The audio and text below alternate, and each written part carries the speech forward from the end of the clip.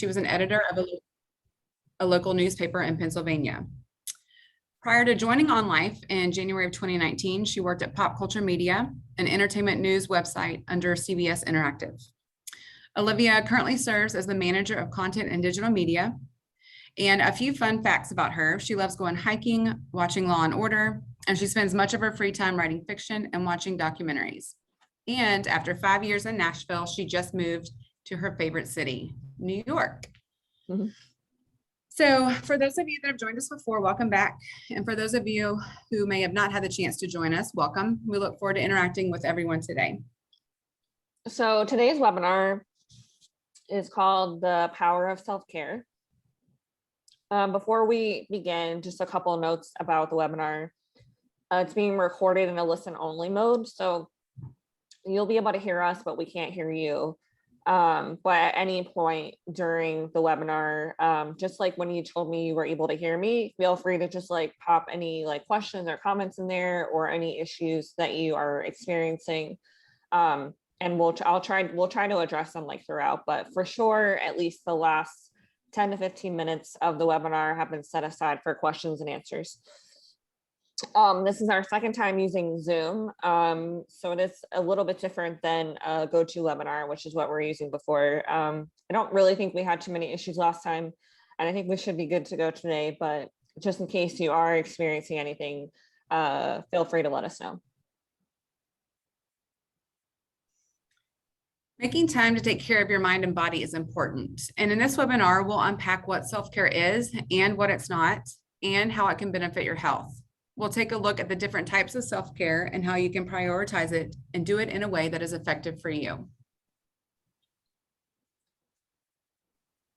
There are so many people forget to take care of themselves. And before we get started with the rest of the webinar, we wanted to share a few quotes about self-care that might help inspire you to put yourself first.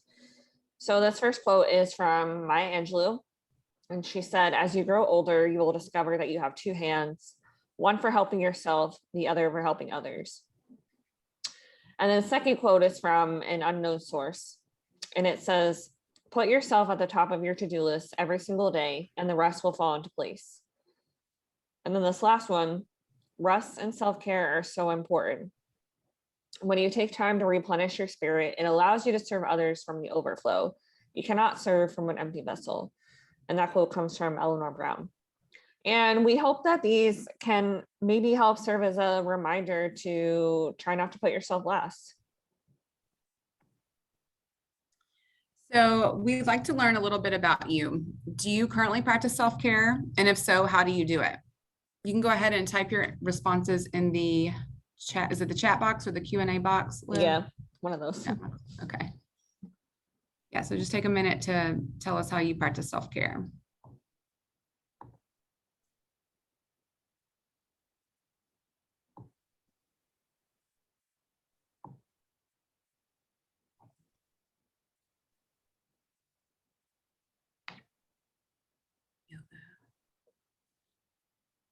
Maria said monthly massages. That's a good one. Wow. Carrie said a daily walk. Try to work out every day and crochet often for relaxation. That's a great idea. Sleeping in, very important. I take time to go to the gym with friends and do horseback riding lessons. Pam said yoga, mindfulness, running, taking regular walks in nature. Honestly, I mean, you guys sound like you are maybe experts already at self-care, so that's pretty cool.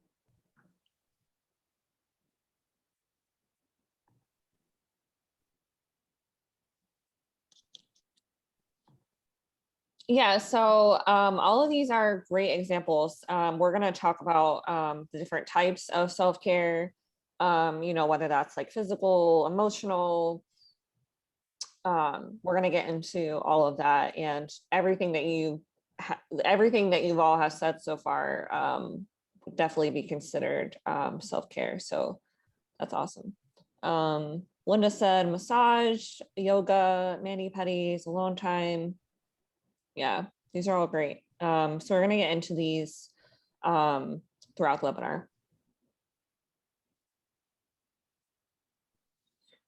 So there are, unsurprisingly, a lot of common myths about self-care. I wanted to sort of like talk about them and debunk them a little bit here. So the first one is something that I think a lot of us can relate to, and that's, self-care is a lot of times considered all or nothing, but this is false. Self-care does not have to involve an entire day of, pampering at the local spa. While that is a great way to nurture yourself, it doesn't define self-care. Like self-care is really found in the small moments of the day that you can incorporate every day. It's that moment when you decide to take a few minutes to engage in deep breathing because you're feeling stress, or 5 minutes you took before bed to reflect on your day. A few of you mentioned, like walking. I mean, it's all those little things that add up. The next myth is self-care requires resources that I don't have. Self-care does not have to involve like really a lot of time or money. You don't have to go on a tropical vacation or spend hours a day doing it. Again, it's those 10 minutes, 5-10 minutes you take to engage in different things like meditation, taking a warm bath.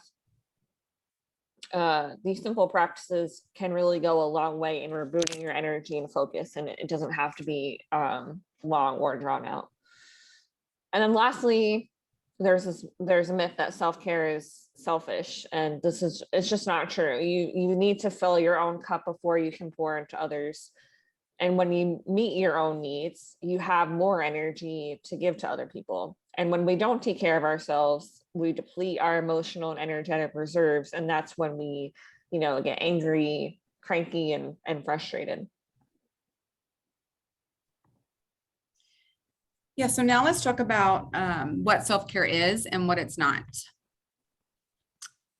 It's important to distinguish between these two things before you can start implementing self-care into your daily life.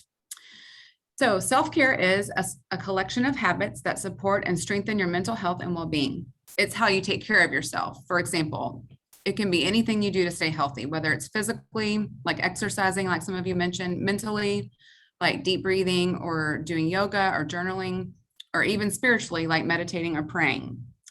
But when we find ourselves in difficult or challenging situations, making self-care a priority is often the first thing to go.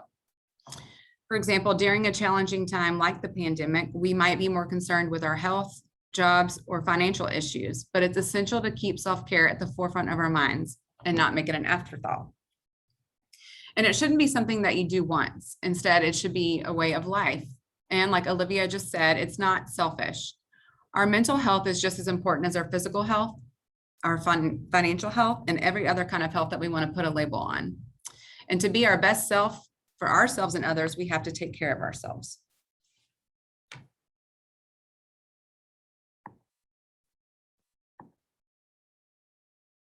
So now I just sort of wanted to talk about the importance of self-care.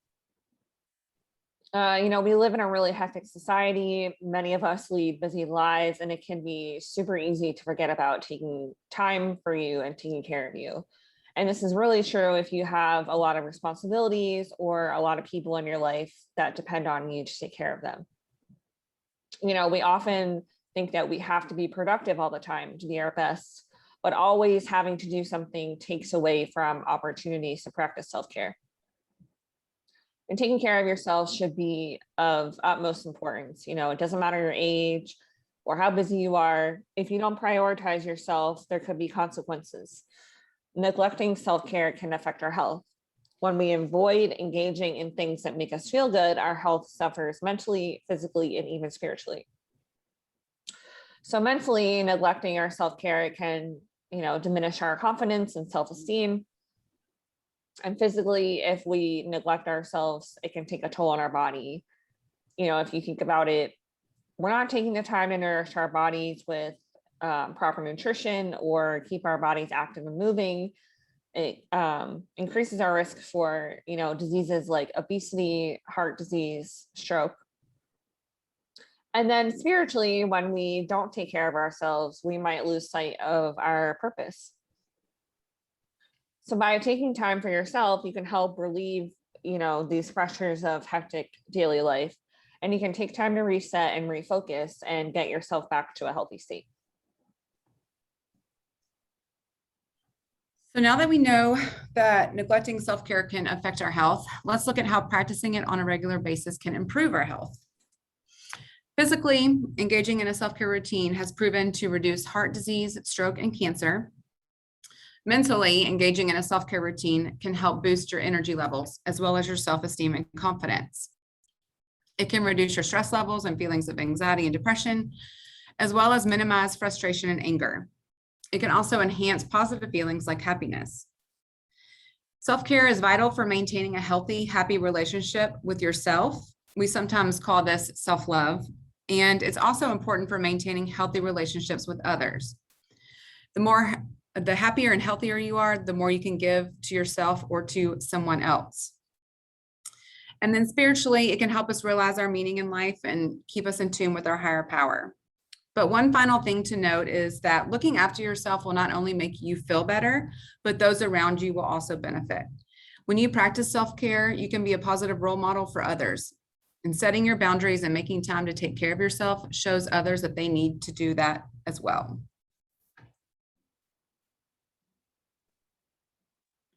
Okay, so as I mentioned earlier, there are different types of self-care, and we wanted to sort of get into each of them. There are actually 5 different types. The first one is physical. So just like the name seems to say, this category includes anything you do to better your physical body and your physical health. We were given this body and we should do our best to take care of it. And while we need to keep our bodies active and provide them with energy, we also need to recharge them when necessary. So, how can you provide your body with physical self-care? It doesn't have to be something like, signing up for a marathon tomorrow or going on some crazy restrictive diet. There are, several things you can do to give your body that self-care and love it deserves. Exercise, trying to exercise daily, whether that's for 30 minutes at a time or, in 10-minute increments throughout the day. A lot of you mentioned going on walks. That right there is exercise. Even if you just do it in like 10-minute spurts throughout your day. Staying hydrated. I'm not very good about this one, but keeping a refillable water bottle with you wherever you go is really helpful. I just started carrying around this and it's pretty big. I think it's like 32 ounces. Because I just find that if I have a bigger one, I tend to drink more of it. So staying hydrated is really important. Eating more fruits, veggies, and high fiber foods, and trying to not overdo sugar and sweets or high fat foods. Using sunscreen is really important, and of course, getting enough sleep. Caring for your body means more than just eating right and exercising daily. It also means being an advocate for your own health and visiting a doctor for regular checkups and preventive visits. Next, we have mental self-care, and that one focuses on your overall mental health and your well-being, taking care of yourself in a way that balances your mind, body, and your soul. This is about, processing your thoughts, learning to manage them in a healthy way. So, for example, if you're someone who always thinks of the worst case scenario, or you're find yourself constantly being negative or not being kind to yourself, by trying to learn how to shift your thought process, you can make a real difference in your mental health. And, sometimes that means seeking help when you need it, and that's okay. It's great to have friends and loved ones you can turn to, but sometimes you might need more than that. And it's important to get that professional help if it's truly needed. Just a second ago, I mentioned learning to shift your thought process. That's generally not easy to do on your own. So sometimes, it does require getting external help to sort of maybe help you shift your mental thought processes. Mental self-care is also about learning to say no and setting boundaries and limitations for yourself. it's not always easy to say no, but sometimes it just needs to be done. Say no to that extra project you just can't take on, or that event you just don't want to go to. Once you learn to say no and set those boundaries, it will be easier and you'll be able to say no without any excuse or justification. This actually came up for me fairly recently. I think setting boundaries is so important, but can be really difficult to do. As Ashley mentioned, I just moved to New York City. I'm very excited to be here. It's been just insane and I love it, but it's a very social city, which is fun. But I also am someone who likes a lot of alone time, probably like 65-70% alone time, and then like 45-30, whatever that math is, with other people. And I have friends here who are very social, and sometimes I have to say no when they want to hang out because I just need time alone to recharge and be my best self. And it can be difficult to set those boundaries, but I think knowing yourself and knowing how to set those boundaries is really important, and I don't think it can be overstated.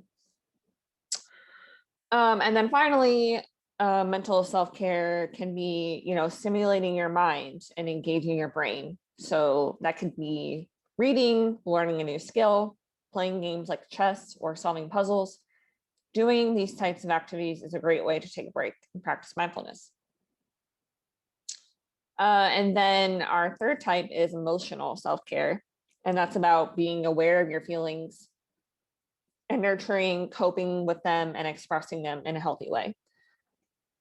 And not every moment of every day is going to be filled with happiness, obviously, and that's totally normal. You're going to encounter negative emotions. You're going to encounter anger, loneliness, and sadness. Those feelings are just part of our lives, and it's important that we all know how to deal with them. And we can manage them by finding healthy outlets for dealing with them and practicing different self-care techniques. So that could be, practicing relaxation. That helps us reduce stress and reach a sense of calm. And that can mean yoga. I think a couple of you mentioned practicing yoga, mindfulness, deep breathing, meditation. Journaling is another great way. Putting your feelings down on paper can be a game changer. It can be a really great outlet, because when you write your feelings down, you might be less likely to ignore them or let them build up. Do what you're passionate about. What gives you joy? Is it cooking, volunteering? I think someone mentioned crocheting. I mean, what are you passionate about? Whatever it is, you can find joy and fulfillment by incorporating those things into your routine. And again, seek help if you need it, because it's perfectly fine. And the power of professional help can't be understated. So if you need it, you should definitely get it.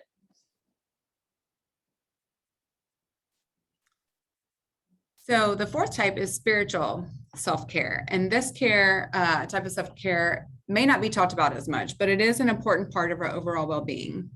Spiritual self-care involves exploring and expressing your beliefs, your values, and your morals. It's about taking time to do those things that are good for your soul, those things that allow you to develop a deeper sense of meaning. And these practices promote our connection to our higher self, the part of us that wants to connect with something greater than ourselves. Spiritual self-care is about cleansing your mind of any intrusive or negative thoughts and finding that inner peace to live in alignment with your core values and beliefs. And depending on your particular spiritual beliefs, this could mean connecting with a larger purpose by observing nature, which I recall somebody said during the question, meditating, journaling, or engaging in religious acts like praying. And the fifth type is social self-care. And this means engaging in those activities that help nurture relationships with the people in your life. Whether it's with someone in your immediate family or others like friends, neighbors, and coworkers, engaging in social self-care activities can strengthen your relationships. A few examples might be being a part of a monthly book club, or going on a date, or just giving your grandparent a call. It's important to have these interactions. On the other hand, another part of social self-care involves getting rid of toxic relationships and those that bring negativity to your life. The key to maintaining your relationships is making the time to nurture them. And while the connection can occur organically, life tends to get in the way. And when we get busy, one of the first things to go is the effort we put into maintaining the relationship.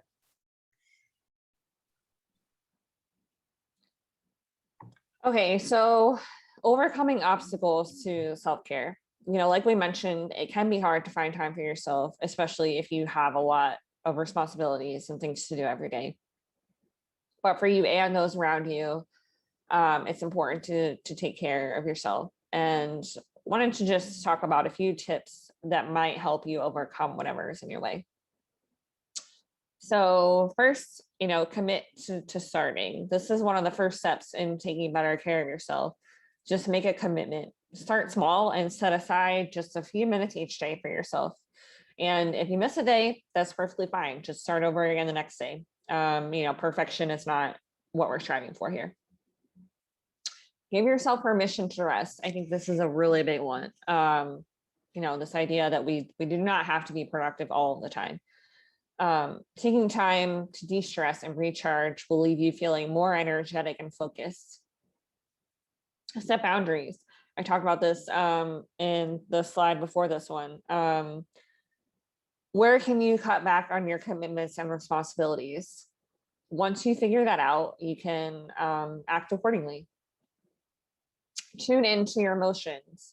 Gaining awareness of your emotions is critical for healthy self-care. Try asking yourself if you can identify what you're feeling in a given moment. Carve out enough time for a good night's sleep. This is incredibly important. Connecting with people you care about is important, but so is alone time, especially if you need it to recharge your batteries. Like I said, I'm a pretty decent introvert and need a lot of alone time. And that is perfectly fine. And I think it's just important to know that about yourself. Try to squeeze in physical activity each day, even if it's just a quick walk or some movement in short blocks of time. Don't stress about the length of time because, as we said, a little activity is much better than no activity. Drink enough water, mentioned this one before too, and try to eat healthy when you can. And then, of course, trying meditation or other mindfulness practices that might help you relax. And you can even incorporate this into your alone time to knock out two things at once. And just remember, when a friend needs you, you're likely there to offer kindness, support, and empathy instead of being hard on them. So you want to try to give yourself the same grace and support and remind yourself that you don't have to be perfect or be all things to everyone all the time.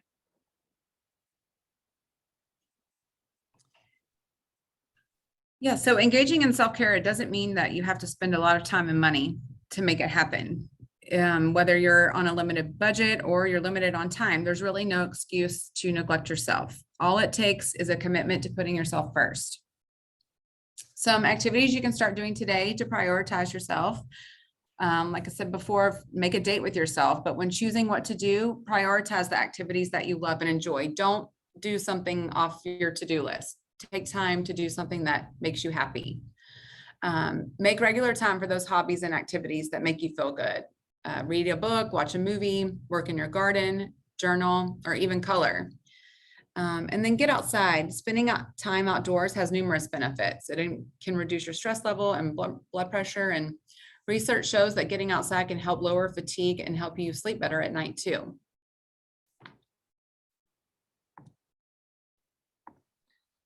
And then, spend time with those who lift you up, whether that's connecting with friends, your family, staying in touch with coworkers. Personal relationships are essential to your fulfillment, especially when you need someone to lean on during a crisis. And it's not always easy to make time for those connections when you lead a busy life. So if it's difficult for you to, leave the house, maybe think about inviting a friend or a loved one over for dinner or coffee or just some hangout time. And then seeking out the small luxuries, finding different ways to take care of yourself can be really beneficial in relieving stress and boosting your mood. So how can you, mix it up? Think about things like long bubble baths, back rubs from your partner, a spa night, or buying fresh flowers for your home, whatever you can fit into your day that just makes you feel a little bit special. Yeah, so I'll say that I actually just started buying fresh flowers for my house. I just picked up some up at the grocery store, and it really makes a difference. And that's why I chose this image for this slide, is because that's kind of what they look like, and it really does brighten your day. So if you are interested in giving that a try, it really does.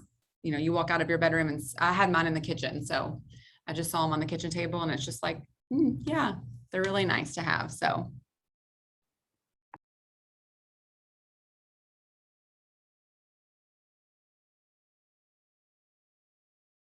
Sorry, I muted myself again.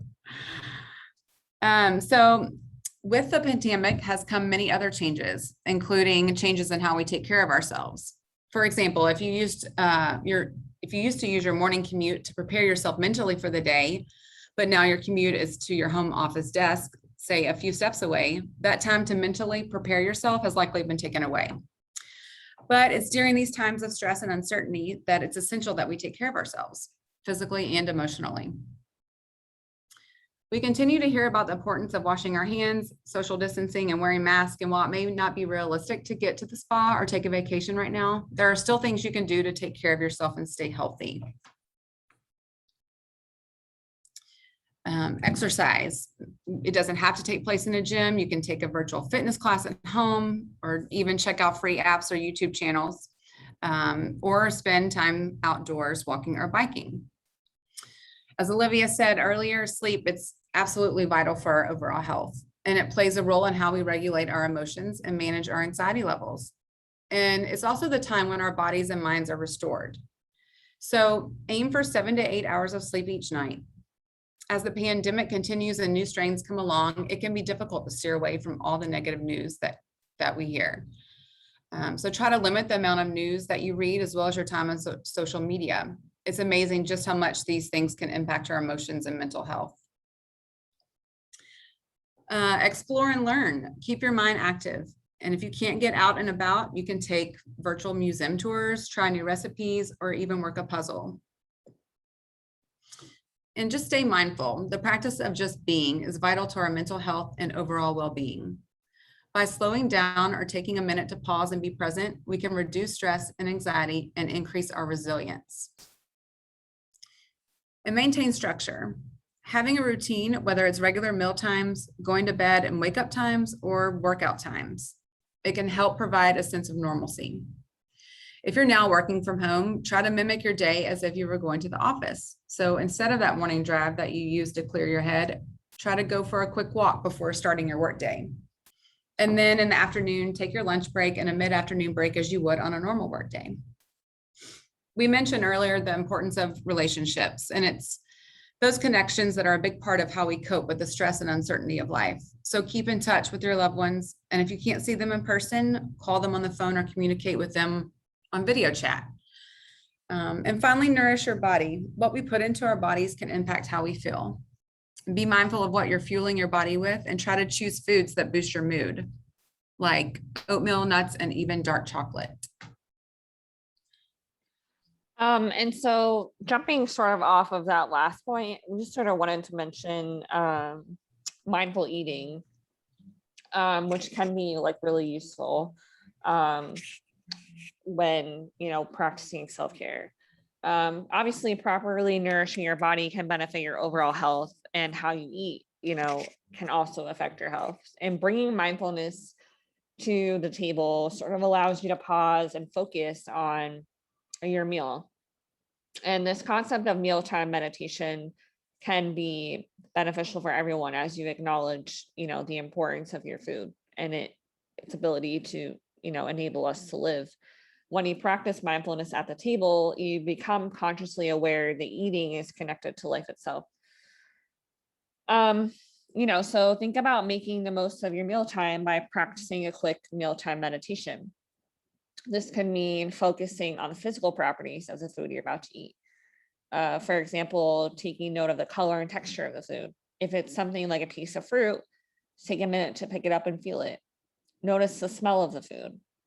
Turn your focus to the food as it exists in its natural setting. Think about all the people who were involved in bringing the food from its natural setting to your table. Maybe you take a moment to express gratitude toward them. And then finally, throughout your meal, chew it slowly and allow yourself to just fully experience the taste, texture, and aromas of the food. And it might sound a little weird and it might not be feasible to incorporate this practice at every meal, but it might be something you could try when you're dining alone. And you could also ask a close friend or family member that you also think might want to join in with you to do it with you. And the more you incorporate a practice like this, the more you'll be able to eat a little bit more mindfully and think about nutrition.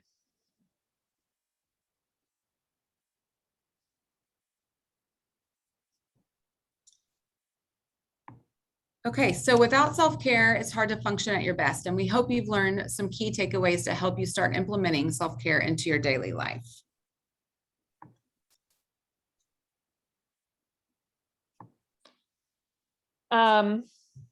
So be sure to log into your secure account on the HealthTrust Secure Enrollee portal and click the Online Health button. And there you'll find resources related to today's topic. And here on the screen, we provided a few names of websites that contain information on self-care.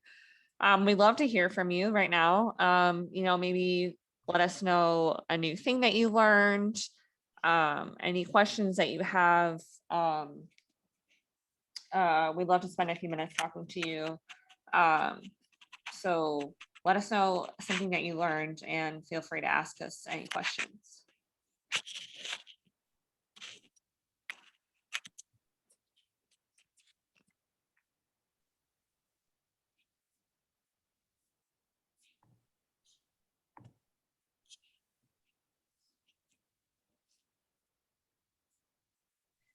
Yes, I learned not to feel guilty. It's a big one.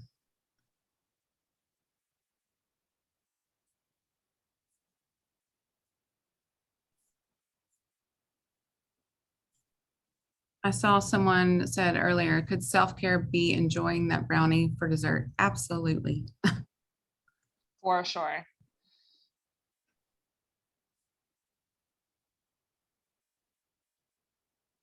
Hollis asks, will your attendance be recorded in HealthTrust? Yes, we receive the webinar capability allows us to know who attended the webinar, so we pass that information along. So you will get credit for attending.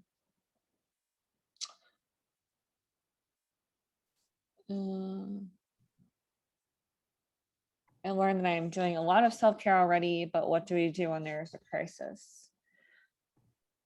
Yeah, I think, Kathleen, I really think, in at times of stress and intense crisis, you really just do the best that you can. I think finding, like you're saying that you're doing a lot of self-care already. I think just finding really small pockets during the day, taking a 5-minute walk, just finding 5 minutes to yourself alone to if you're experiencing an intense level of stress, to just do a quick breathing exercise. Obviously times of stress or crisis, it's not going to be the same as it would be during normal everyday life. So I think also just allow yourself that grace that you're not going to be able to do the same things, and that's perfectly fine. Your life is obviously not going to look the same when you're going through something like that. So I think just also allowing it to be okay that it's not going to be the same right now. Catherine said, I learned I'm practicing self-care by a morning daily walk for sure.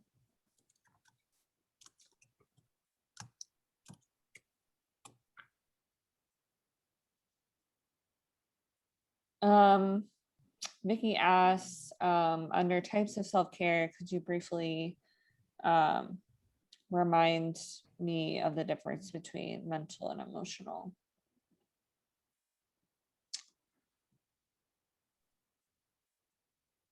Yeah, so I think I want to get too hung up on the difference. I'm not really sure that it really matters, but I think like they would overlap, I would say. Mhm. Mental self-care could just be stimulating your mind and engaging your brain. So like Mhm. playing games, solving puzzles, reading, um, setting boundaries. It's probably less necessarily about emotional, like your emotions, and more just about like engaging your mind. Yeah, Whereas emotional health is about like your feelings and dealing with your feelings and cultivating like a positive attitude and finding healthy outlets for dealing with those feelings, if that makes sense to you. that's a good clarification, Olivia. Yeah, I mean, emotional, just getting in tune with your emotions. So like journaling or even gratitude, like writing down things that you're grateful for. Like Olivia reminded us several times throughout the presentation that it's okay to seek help and talk to someone. So that could be a form of emotional self-care. Even leaving positive, like little sticky notes for yourself, like something like you've got this or something, and just post it on your mirror or your refrigerator. That's a form of emotional self-care. But the mental self-care, like Olivia said, like um, doing things that stimulate your mind or even unplugging from your phone or other devices would be a form of mental self-care. Someone said, as a retiree of many years, I can say that self-care is a large part of my life. I didn't think about some of the things you mentioned.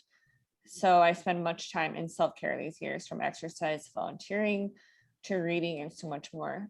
Yeah, I think that's a really good point. I think also when we just hear, I think self-care has become like a fake buzzword over the last like few years. It's written about and talked about a lot, but I don't think it gets enough into the weeds because it seems to be this like idea. Like I think when I hear the words self-care, just like off the top of my head, I think about like spa days and like pampering and like bubble baths. And like, yes, of course, that is self-care, but it's like so much deeper than that. It incorporates so many more aspects of our life just beyond that. And I wish that that was talked about more, because people think that if they're not doing those very specific activities, that they're not taking care of themselves, but really taking care of yourself is so much deeper than that. And you can find it in so many different parts of your day. Yes. Um, Christina said, will this video be available? Yeah, so we always record these. So you should be getting a follow-up email with the recording linked in there. So you'll be able to watch it later if you'd like.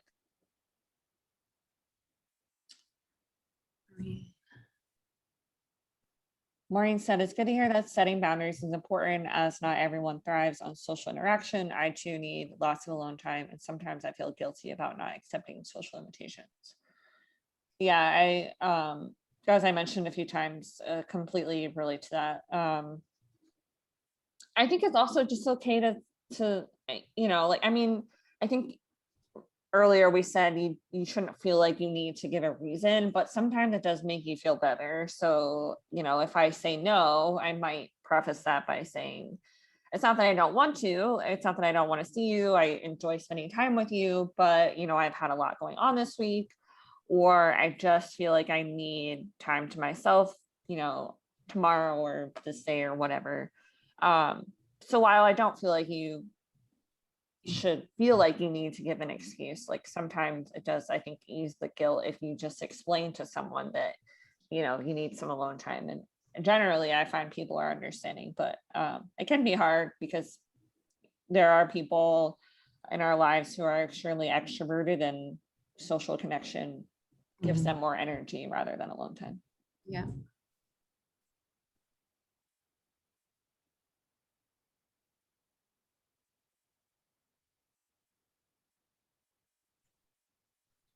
Here are all the comments. Sometimes when we advise our friends about ways of self-care, it's important for us to hear ourselves and take our own advice. completely. If retired, Bruce said, you have to be willing to put the structure in your life and manage others' expectations of your retirement. That's an interesting perspective, Bruce. I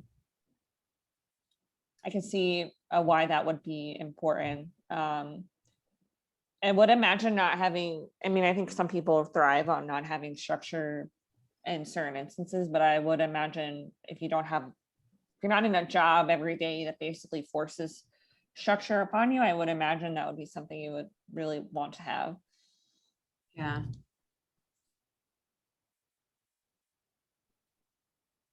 I mean, I have an 8-year-old son, and I know that through the summer, it was hard to find time for myself because he's in and out playing. You know, I'm trying to work from home. It's just, and then by the time the night comes around, you're just too tired to do anything for yourself. So, and you got to get up the next day and do it all over again. So it's just all about just trying to find those few minutes. And I like to color. So I haven't been doing it as much lately, but I really enjoy coloring. So I try to just take a few minutes and even just do like, even color a part of a flower. I mean, it just makes me happy. So it's important just to fit it in when you can. Yeah, like when we were, Ashley and I do not work in an office together anymore, unfortunately, but when we did, we would, we sat next to each other and we would just take, you know, a 10-minute coloring break in the afternoon when we just needed a break from the computer screen or whatever work we were doing. It was always just kind of like a nice break from everything else. So just like finding little moments like that.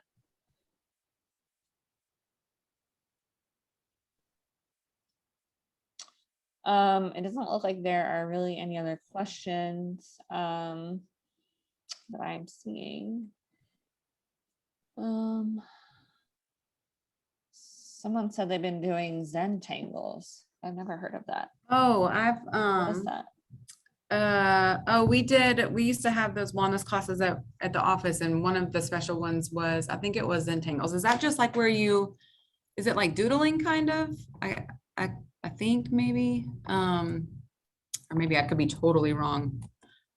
Oh, it looks like it's like a method like for pattern. yeah, a method for drawing. Yeah. Promotes concentration and creativity. That's very interesting. That's That's cool. a great idea. Yeah, if you Google it, it just comes right up. Yeah, so if you want to learn more about Zentangles, Zentangles,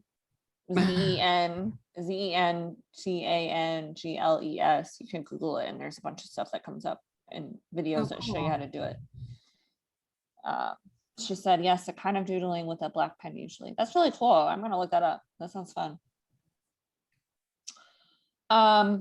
Okay, yeah, so we're going to I think say goodbye now. Thank you so much for joining us. This was a really fun conversation, particularly relevant right now. I mean, it's always relevant, but particularly relevant right now, I think. Thanks again for joining us. Our next webinar will be in November. It's going to be about eating healthy on a budget. We're very excited about this topic too. We've been writing and talking about it a lot lately. So we hope you'll join us for that one. We will be getting a follow-up email with the recording of the webinar.